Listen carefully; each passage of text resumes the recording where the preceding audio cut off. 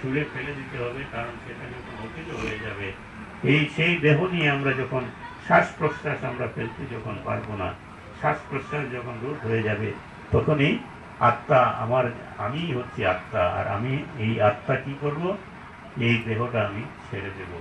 ছেড়ে দিয়ে তখন নতুন একটা দেহ ধারণ করতে হবে। সেই দেহটা কিন্তু আমার ইচ্ছা মতো আমি দেহ পাবো না। সেই দেহ ধারণটা কি করব, আমাদের এই যে অদৃষ্ট সেই কৃতকর্ম, সেই কৃতকর্মের ফলে আমরা যে দেহ পাবো, ভগবান সেটা নির্ধারণ করবেন যে তুই কি করে এসেছিস, এবার তোকে কিসের দেহ দেব, মানব দেহ দেব না সাধুর দেহ দেব, না পশু দেহ দেব, না শুকরের দেহ দেব, সেটা ভগবান নির্ধারণ করবেন। আমাদের নির্ধারণ করার কিছু নেই, ভগবান। তো আমাদের কর্ম হচ্ছে আমরা কর্ম করে যাব, ভগবান আরাধনা করে যাব, ভগবত সন্তুষ্টি বিধানের জন্য, ভগবানের সন্তুষ্টি বিধানের জন্য আমরা যা কিছু করব, সেই হিসেবে ভগবান আমাদের পরবর্তী একটা জন্ম দেবেন। তো মুক্তি পাওয়াটা অনেক কঠিন।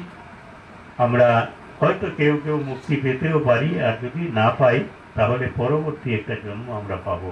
সেই পরবর্তী জন্মটা যেন আজকের জন্ম থেকে আমরা একটু ভালো হতে পারি, সেই দিকে আমাদের যেন দৃষ্টি থাকে। বর্তমানে যে জন্ম পেয়েছি তার থেকে একটু উন্নত জন্ম যেন আমরা পেতে পারি, এটাই আমাদের কাম্য হওয়া উচিত। তো উন্নত জন্ম ভগবান শ্রীমদ্ ভগবত গীতায় বলেছেন যে প্রাপ্য পুণ্য কৃত্বা লোকানুশিত্বা শাশ্বতী সমাহা সূচিনাম শ্রীমতাম গেহে যুগভ্রষ্ট অভিজায়তে। ভগবানকে যখন জিজ্ঞেস করা হচ্ছে যে যুগভ্রষ্ট, আমরা যেমন, এটাও একটা যুগ, মানে ভগবত সাধন করাই হচ্ছে একটা যুগ। আমরা এখানে বসেছি, আমরা যুগভ্রষ্ট হয়ে গেলাম, অর্থাৎ আমরা যখন উন্নতির চরম শিখরে আমরা যদি পৌঁছতে পারি না, ভগবত ধামে আমরা পৌঁছতে পারি না, ভগবত চরণ লাভ করতে পারি না, অর্থাৎ তখন আমরা ভ্রষ্ট হয়ে গেলাম। যতক্ষণ আমরা ভগবত চরণ পাবো না ততক্ষণ তো আমরা যুগভ্রষ্ট। তো বলছেন যে যুগভ্রষ্ট কি হবে, একজন শুরু করেছে, তাই বলছে যে প্রাপ্য পুণ্য কৃত্বা লোকানুশিত্বা শাশ্বতী সমাহা। আমরা যে কর্ম যেটা করেছি, পুণ্য অর্থাৎ পাপ পুণ্য মিলিয়েই তো কর্ম, সেই কর্ম অনুসারে আমরা যে কর্ম করব সেই অনুসারে সেই লোকে আমরা যাব, থাকবো। কতদিনের জন্য থাকবো সেটাও আমাদের এই পুণ্যের উপর নির্ধারণ হবে।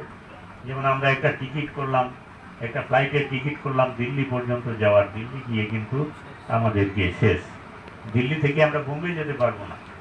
তো সেইভাবে আমরা এই যে কর্ম, এটা হচ্ছে আমাদের টিকিট। আমরা এই টিকিট কেটে যতটুকু আমরা যাব, প্রাপ্য পুণ্য কৃত্বা লোকানুশিত্বা শাশ্বতী সমাহ। এই পুণ্যর ফলে আমরা সেই লোকে যেতে পারবো। অর্থাৎ দিল্লির টিকিট কাটা থাকলে আমরা দিল্লিতে যাব, ব্রহ্মলোকের টিকিট কাটা থাকলে ব্রহ্মলোকে যাব, শিবলোকের টিকিট যদি আমরা কাটা থাকে, অর্থাৎ শিবলোকে যাওয়ার যদি আমরা কর্ম করে থাকি, শিবলোকে যাব। এইভাবে সেখানে গিয়ে কি হবে, যতদিন আমরা থাকবো, তারপরে কিন্তু আবার এই পৃথিবীতে আসতে হবে, যতক্ষণ ভগবত ধামে আমরা না যাব। তো আবার ফিরে আসতে হবে। ফিরে আসলে কিভাবে আসতে হবে বলছেন যে সেই অনুসারে মানুষ এই পৃথিবীতে জন্মগ্রহণ করবে, অথবা যোগী নামে কুলে ভগবতী ধীমতাম, যোগী নামে কুলে অর্থাৎ অথবা যোগীর কুলে জন্ম হতে পারে। যদি এতদ্ভি দুর্লভ জন্ম মনুষ্য লোকে, এই যে মনুষ্য লোকের দুর্লভ জন্ম হচ্ছে যোগী কুলে জন্ম নেওয়া, অর্থাৎ একজন যোগী হওয়া, একজন ঋষি সাধক হওয়া, এটি হচ্ছে মনুষ্য লোকের দুর্লভ জন্ম। সেই দুর্লভ জন্ম যারা পায়, সেই জন্ম যদি সার্থক করতে পারে, তখনই ভগবত চরণে আশ্রয় লাভ করা যায়। আর যতদিন ভগবত চরণে আমরা আশ্রিত না হব, ততদিন আসা যাওয়া আমাদের সার।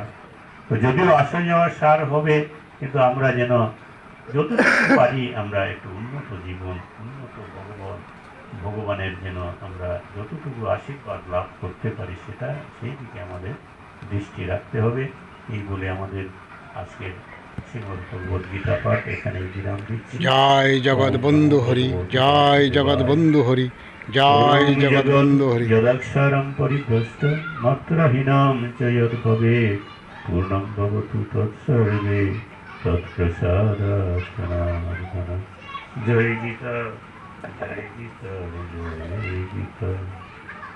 ভগবান শ্রীকৃষ্ণ উবাচ গীতা মে হৃদয়ম পার্থ, গীতা মে সারমুত্তমম, গীতা মে জ্ঞানমত্যুগ্রম, গীতা মে জ্ঞানমত্যম। গীতা নামানি গচ্ছামি গুহ্যানি শৃণু পাণ্ডব, কীর্তনাৎ সর্ব পাপানি বিলয়ম ইয়ান্তি তৎক্ষণাৎ। আসুন আমরা গীতার গুচ্ছ নামগুলি উচ্চারণ করবো।